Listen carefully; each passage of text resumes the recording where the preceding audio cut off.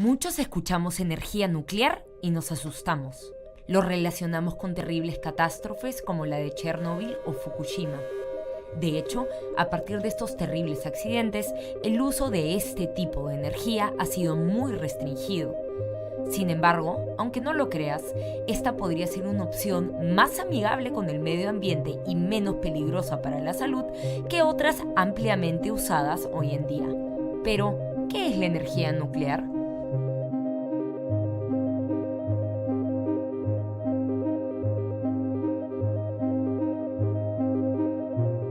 La energía nuclear es aquella liberada durante procesos que afectan el núcleo de los átomos, conformados por protones y neutrones. Esta puede ser liberada de dos maneras, la fusión o la fisión nuclear. En este video nos centraremos en la fisión nuclear, pues en el caso de la fusión aún no tenemos un proceso viable para poder aprovechar su energía. La fisión nuclear es el proceso mediante el cual el núcleo de un átomo pesado se divide en dos o más núcleos para formar átomos más ligeros. En este proceso se liberan grandes cantidades de energía que podemos aprovechar. ¿Cómo? Induciendo esta fisión y canalizando la energía que se libera. Para esto necesitaremos un reactor nuclear. Funciona así. Digamos que tenemos un núcleo grande como el del uranio. Si lanzamos un neutrón hacia este núcleo, se separará en núcleos más pequeños y más neutrones, liberando una gran cantidad de energía. Estos nuevos neutrones chocan con los nuevos núcleos, causando el mismo proceso de fisión y así sucesivamente. Esta reacción en cadena podría terminar siendo una bomba nuclear si no es controlada. Pero, si logramos controlarla, podemos obtener enormes cantidades de energía. Para esto, los reactores nucleares suelen utilizar un elemento que todos conocemos y utilizamos, el agua. El agua ayuda a controlar la velocidad a la que viajan los neutrones y así controlar también la reacción en cadena. A su vez, funciona como refrigerante para transferir el calor creado por la fisión a los generadores de energía, por ejemplo, en forma de vapor. Ahora, ¿te gustaría vivir cerca de un reactor nuclear? Probablemente no, y es que tienen una pésima imagen porque algunos accidentes causaron terribles pérdidas ambientales y humanas. Aún así, aunque no lo creas, la energía nuclear es menos contaminante que sus alternativas. La mayoría de la energía que consumimos hoy en día es originada por el petróleo crudo o la quema de carbón. Ahora, si tomamos la cantidad de muertes a raíz de la contaminación del aire o los accidentes relacionados a la generación de energía y lo comparamos con la energía producida por cada fuente en teravatios hora, la energía nuclear resulta unas 442 veces menos mortal que el carbón marrón. De hecho, la energía generada por la quema de carbón es la fuente principal de dióxido de azufre y óxido de nitrógeno, protagonistas de la contaminación del aire que puede tener un importante impacto en la salud humana, incluso en bajas concentraciones. Aún así, no todo es perfecto.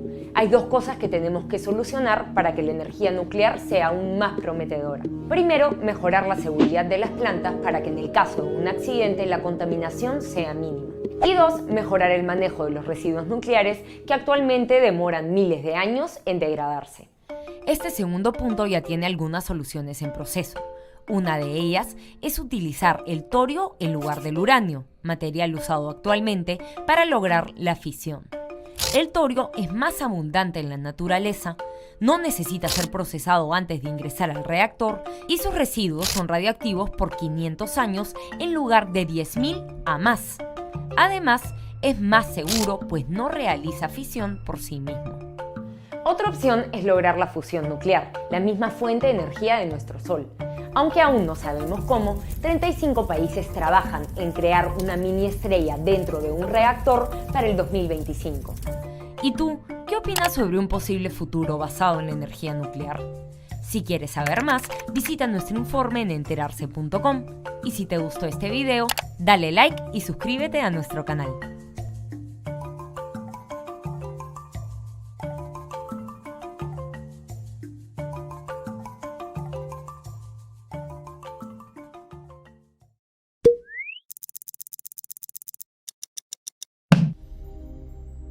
Al norte de Ucrania, a 16 kilómetros de la frontera con Bielorrusia, existe una localidad que pasó de ser el hogar de 14.000 personas a convertirse en una ciudad fantasma.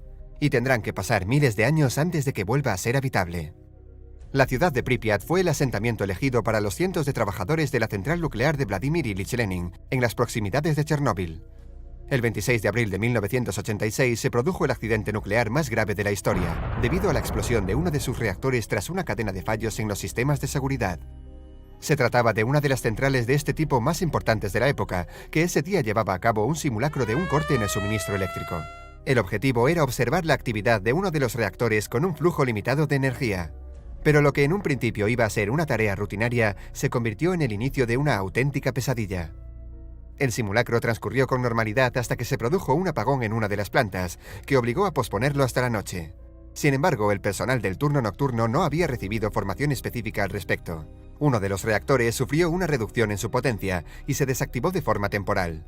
Aunque los trabajadores consiguieron estabilizarlo, a la 1:24 de la noche, el reactor sufrió una acumulación de hidrógeno en su interior, provocando 2 explosiones. El vapor generado por la primera explosión destruyó el techo de hormigón y la segunda solo agravó las circunstancias. 2 personas fallecieron en el acto y la radiación se liberó muy rápidamente. Cuando llegaron los servicios de emergencia, se acordonó un perímetro de seguridad de 30 kilómetros, conocida como zona de alienación o zona muerta. A pesar de que los medios estatales no informaron en gran detalle del suceso, se creó una alarma internacional tras detectarse radioactividad en al menos 13 países europeos. Incluso en esas graves condiciones, no se evacuó a los 130.000 habitantes de las poblaciones próximas hasta 36 horas después del accidente. Más de 1.000 personas recibieron fuertes dosis de radiación, causando la muerte directa de 29 de ellas. Las autoridades ucranianas iniciaron un plan de emergencias. Arrojaron sobre el núcleo una mezcla de materiales para contener la radiación. También cavaron un túnel por debajo del reactor, que se rellenó de hormigón para evitar que éste se hundiese. Por último, se ordenó el levantamiento de una estructura para envolver el reactor y aislarlo del exterior, denominado sarcófago, que contendría la radiación durante 30 años. No obstante, las consecuencias medioambientales fueron desastrosas. La radioactividad se propagó por gran parte de Europa, contaminando un área de 5 millones de personas. 2 días después del accidente, los niveles de radioactividad en Berlín, la capital alemana, era 2 veces superior a lo normal. La producción agrícola y ganadera de Pripyat quedó destruida y todo rastro de vida se esfumó. A pesar de todos los esfuerzos por minimizar el desastre, las consecuencias del accidente de Chernóbil aún perduran hoy en día. Aunque oficialmente solo se contabilizaron 31 muertes directas, casi medio millón de personas se vieron gravemente afectadas. Muchas de ellas desarrollaron diferentes enfermedades, como cáncer, y varias mujeres dieron a luz a niños con malformaciones. Sin embargo, existen consecuencias a largo plazo sobre la salud y el medio ambiente que son muy difíciles de contabilizar. Algunas estimaciones afirman que la explosión fue 500 veces mayor que la ocasionada por la bomba atómica de Hiroshima en 1945. En noviembre de 2016, 30 años después de la tragedia, se inauguró un nuevo sarcófago, el cual deberá frenar la radiación durante al menos 100 años. Sin embargo, hará falta mucho más tiempo para que la naturaleza se reponga. Por el momento, solo algunas familias se han atrevido a regresar a sus proximidades, a pesar de las advertencias del gobierno. Tan solo el turismo parece sacar provecho de Chernóbil, un lugar donde el tiempo parece haberse congelado para siempre.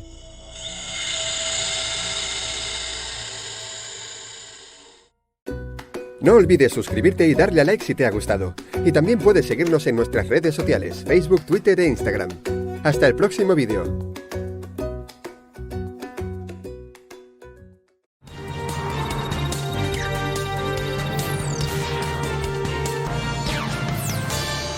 El desastre nuclear de Fukushima en Japón hizo replantear las políticas energéticas de los países europeos. Muchos de ellos decidieron cerrar por completo sus plantas en los próximos años para evitar algún tipo de riesgo. Y aquí en México, si le comento, si usted no estaba al tanto, pues que tenemos una planta nuclear que produce el 5% de la electricidad que se consume a nivel nacional. Esta planta es de la Laguna Verde en Veracruz y se le considera una de las más seguras. Y mi compañera Noemí Gutiérrez hizo un recorrido por esta planta.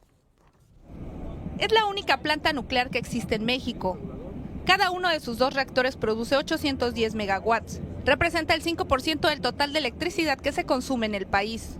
Es la planta nucleoeléctrica de Laguna Verde.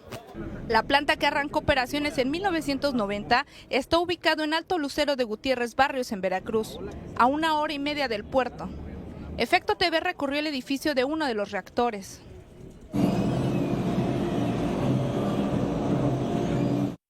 No toque nada, por favor, ¿ok?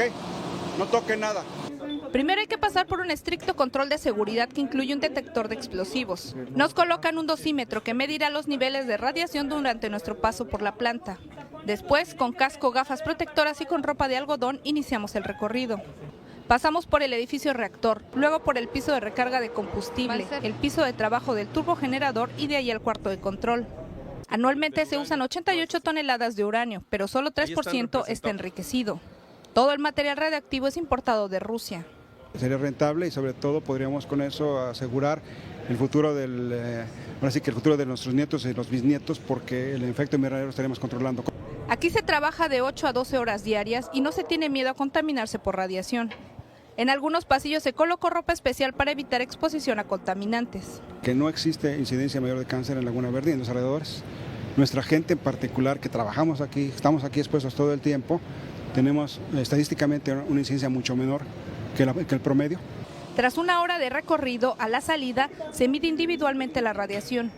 De existir algún riesgo, se cuenta con un procedimiento de desinfección dependiendo de los niveles. Más de 1.300 especialistas trabajan aquí en la planta de Laguna Verde para garantizar su óptimo funcionamiento. Aseguran que la energía nuclear no solo es una energía limpia y rentable, también es absolutamente segura. Desde la planta de Laguna Verde en Veracruz, Alfredo Mancera en la cámara, Noemí Gutiérrez, enviados especiales, Efecto TV.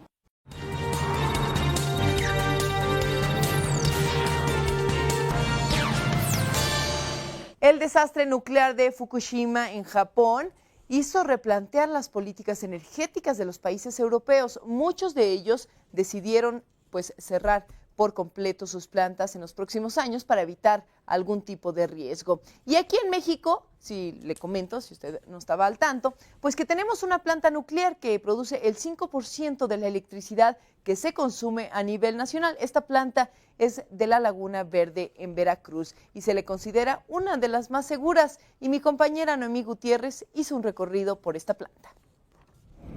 Es la única planta nuclear que existe en México. Cada uno de sus 2 reactores produce 810 megawatts. Representa el 5% del total de electricidad que se consume en el país. Es la planta nucleoeléctrica de Laguna Verde. La planta, que arrancó operaciones en 1990, está ubicado en Alto Lucero de Gutiérrez Barrios, en Veracruz, a 1 hora y media del puerto. Efecto TV recorrió el edificio de uno de los reactores.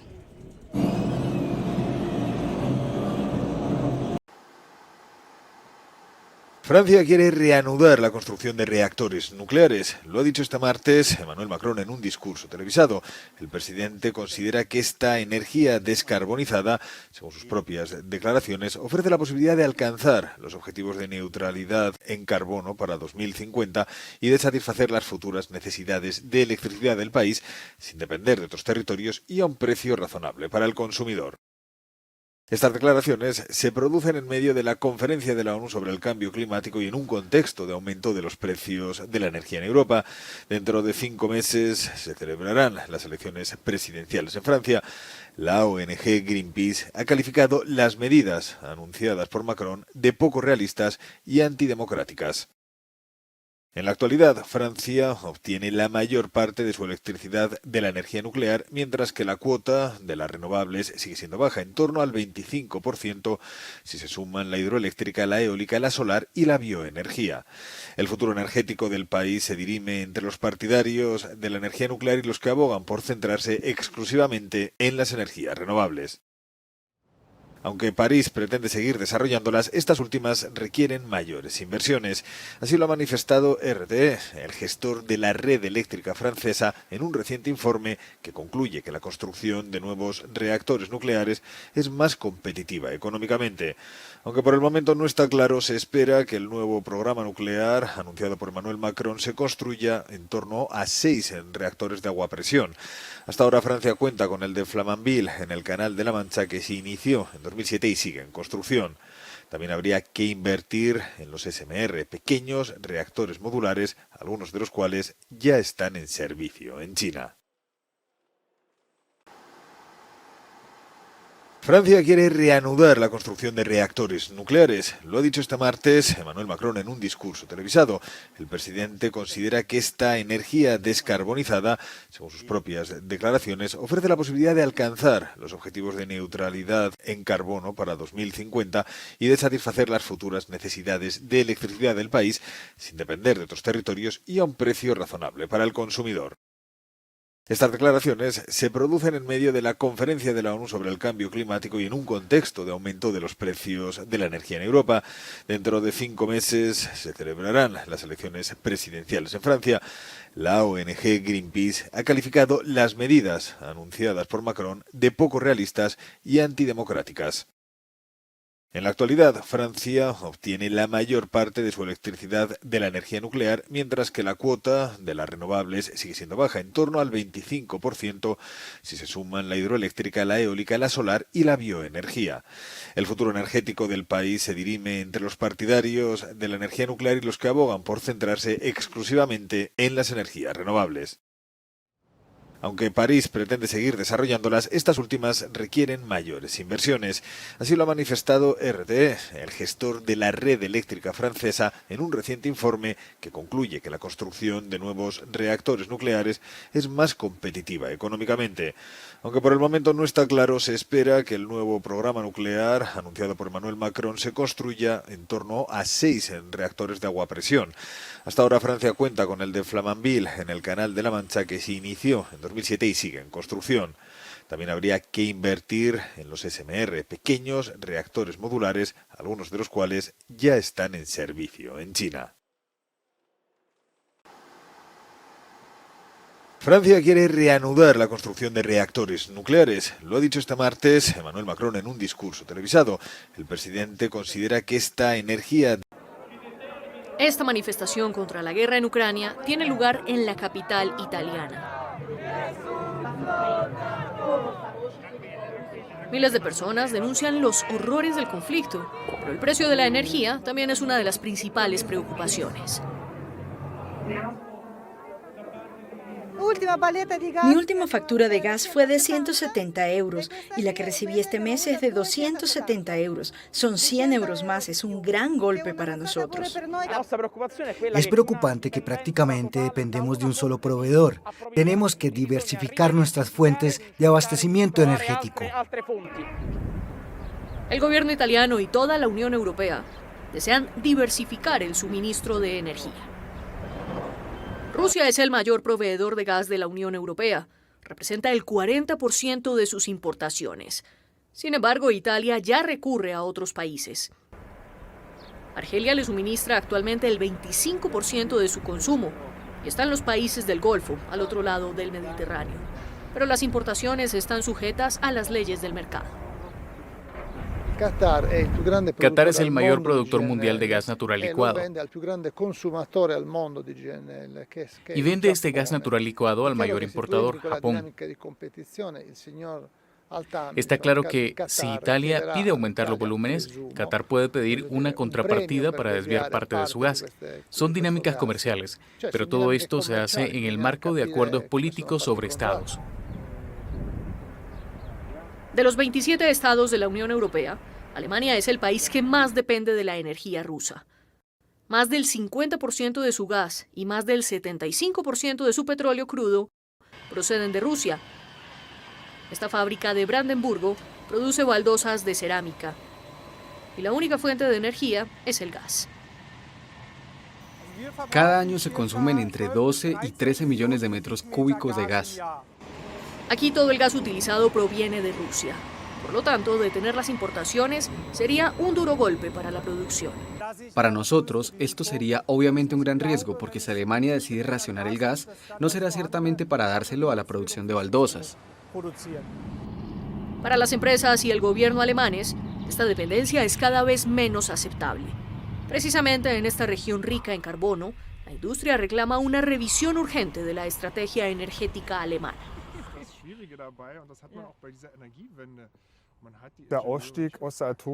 Habíamos decidido salir del átomo y del carbón, pero debemos reconsiderar estas decisiones y preguntarnos si no ponen en peligro la economía alemana, nuestras necesidades energéticas. Podemos ver estos días lo dependientes que somos.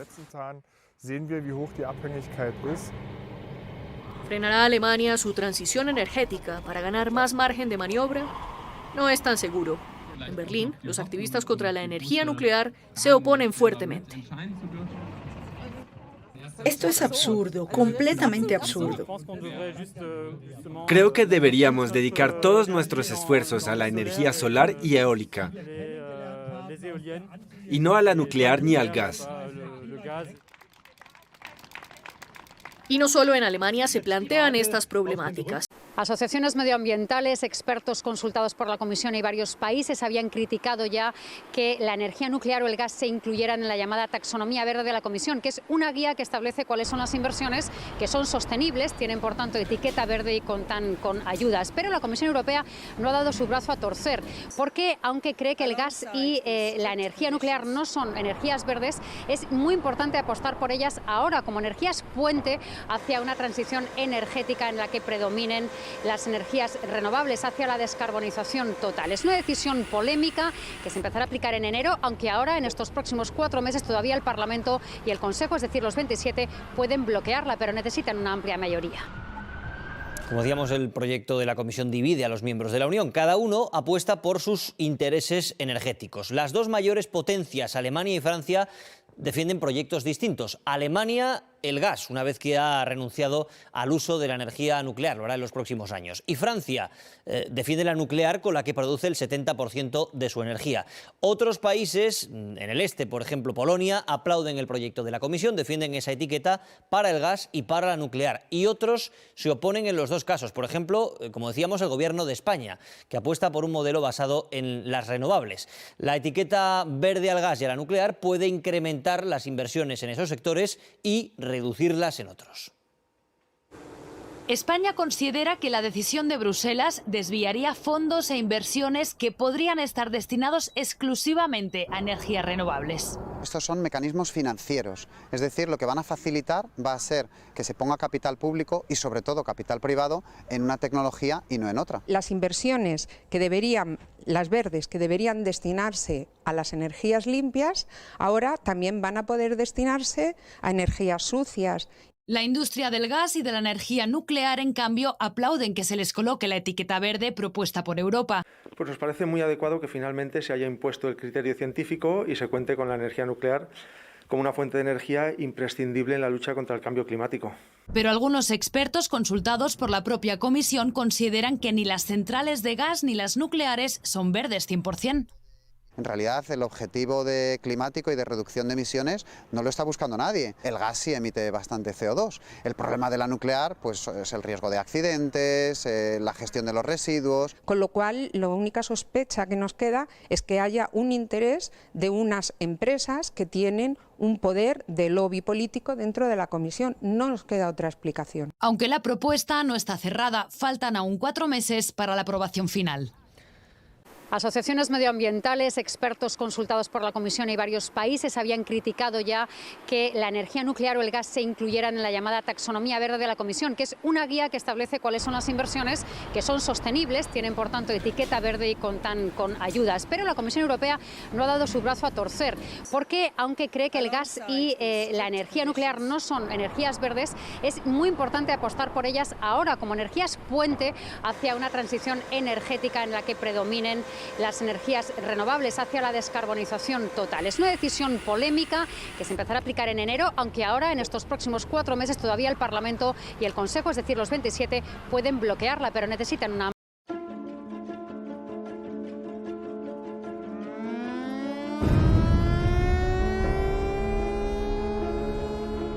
Estas son las dos fuentes de combustibles más populares en el mundo: el petróleo y el carbón. Contaminantes y aterradoras. Según estimaciones, los combustibles fósiles matan a más personas al año que todas las guerras, asesinatos y accidentes de tránsito juntos. Pero esto nos asusta aún más. Una fuente de combustible renovable, confiable y que tiene el poder de salvar vidas. Esto es, ¿qué pasaría si? Y esto es lo que sucedería si nuestra única fuente de combustible fuera la energía nuclear. Hay diferentes tipos de reactores nucleares, pero todos funcionan más o menos de la misma manera. La energía nuclear se produce por una reacción en cadena que ocurre cuando se dividen átomos para generar calor, lo que crea el vapor que mueve un generador para producir energía. Bueno, aunque suene sencillo, depender exclusivamente de la energía nuclear no es tan fácil como parece. Sus innumerables beneficios se ven opacados por su costo y por algunos malos recuerdos. El solo hecho de pensar en un evento como el desastre de Chernóbil hace que la gente rechace inmediatamente la energía nuclear. Después de todo, una fusión nuclear tiene efectos que suelen ser devastadores y duraderos. Pero en toda la historia comercial de la energía nuclear, solo ha habido 3 fusiones a gran escala. El hecho es que si dependiéramos únicamente de la energía nuclear, salvaríamos millones de vidas cada año. La Organización Mundial de la Salud estima que 3 millones de personas mueren cada año por la contaminación del aire generada por combustibles fósiles. Las plantas de carbón, por ejemplo, expulsan partículas que causan cáncer, enfermedades del corazón, condiciones respiratorias y derrames. Casualmente, estas 4 enfermedades son las principales causas de muerte en Estados Unidos. Pero si el número de vidas que podrían salvarse ya te convenció de que necesitamos más energía nuclear, vas a tener que esperar un poco, pues incluso si nos comprometiéramos a depender 100% de la energía renovable, nos tomaría cerca de 40 años implementar el cambio. Para ese momento, ¿quién sabe cómo será nuestro planeta? Bueno, podemos decir que sin energía nuclear sería mucho peor. Y es que este tipo de energía no produce gases de efecto invernadero. Si incrementáramos nuestra dependencia en ella, podríamos evitar que más contaminantes sigan calentando nuestra Tierra. En 2011, la Asociación Nuclear Mundial calculó que las fuentes de energía como el carbón, el petróleo y el gas natural eran responsables de cerca de 5.5 millones de toneladas de emisiones de dióxido de carbono, algo que podría haberse evitado con alternativas nucleares. Infortunadamente, muchos aún no están convencidos de que las emisiones de CO2 que dejamos de expulsar al aire justifican el alto costo de la energía nuclear. Mientras China y Rusia expanden sus operaciones nucleares con un fuerte apoyo gubernamental, otros países las están reduciendo, aducen inviabilidad y desconfianza tras el reciente desastre de Fukushima. Francia es un ejemplo. Aunque el 75% de su electricidad proviene de la energía nuclear, Francia busca reducirla al 50% para 2025. Aunque suena como un revés, no son del todo malas noticias. Sí, la energía nuclear es costosa, pero recientemente otras fuentes renovables, como las energías solar y eólica, se han vuelto más asequibles y eficientes. Actualmente la energía nuclear genera el 20% de la electricidad en Estados Unidos, y las energías renovables se acercan con un 13%. Incluso en la industria nuclear, algunos especulan que otras fuentes renovables deberían ser usadas para producir electricidad, y así, el uranio enriquecido generalmente usado en la fisión nuclear sería utilizado para impulsar otras tecnologías como las naves interplanetarias. Pero es solo una especulación. El potencial de la energía nuclear es inmenso. Podría salvar millones de vidas e incluso todo nuestro planeta. ¿Pero realmente podríamos hacerlo? ¿O podemos dejar a otras fuentes renovables hacer su trabajo